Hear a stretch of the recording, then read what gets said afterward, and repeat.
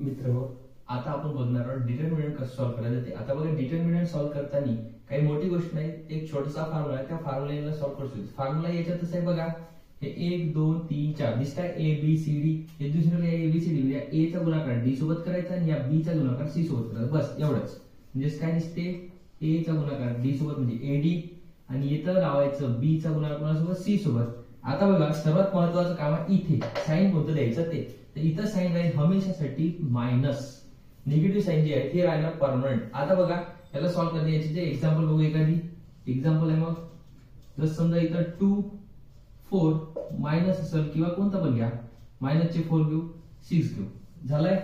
आता बघा काय दिसते, तर काय बरोबर तुमचा formula a into D minus B into C. आता a इंटू डी म्हणजे याचा गुणाकार सोबत, म्हणजे काय झालं 2 इंटू 6. हे मायनस साइन जशानं तसं पक्क. त्यानंतर बघा काय म्हणताय, b इंटू सी म्हणजे b कोण आहे 4 इंटू हा मायनसचा 4.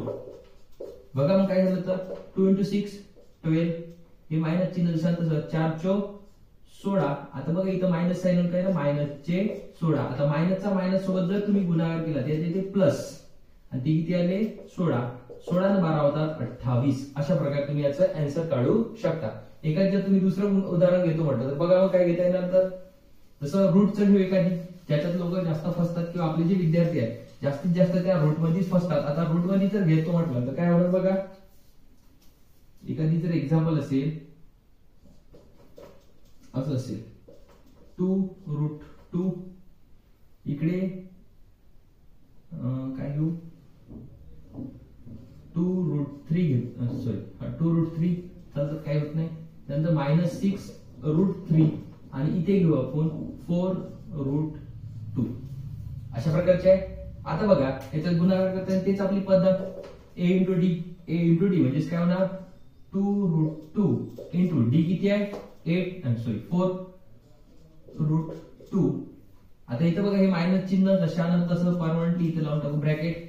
काय दिसत आहे b इंटू सी म्हणजे काय आहे 2√3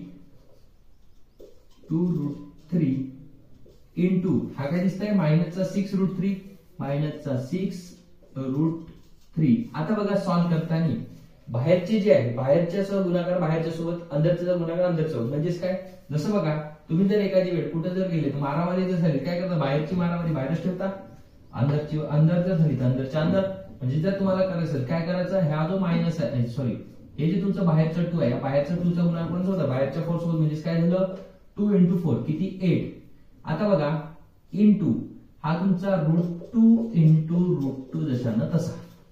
इथं मायनस चिन्ह, इथं सुद्धा सेम बघा 2 आणि -6 म्हणजे काय झालं मायनसचा 12 आणि याच काय झालं तुमचं √3 इंटू √3 तुमचं ब्रॅकेट मध्ये. आता बघा जसं √2 इंटू √2 दोन वेळा दिसत आहे, √2 इंटू √2 दुसऱ्या वेळेला 2 वेळा आहे. त्याच संख्या त्याच सोबत संख्येसोबत जर गुणाकार केला, जसं बघा 2 चा 2 सोबत जर गुणाकार केला तर आपण काय करू 2 चा वर्ग लिहिता येईल ना.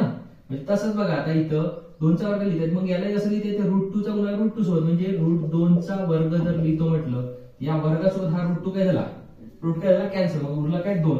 मग याचं उत्तर किती आलं 8 आणि हा किती आहे तुमचा 2.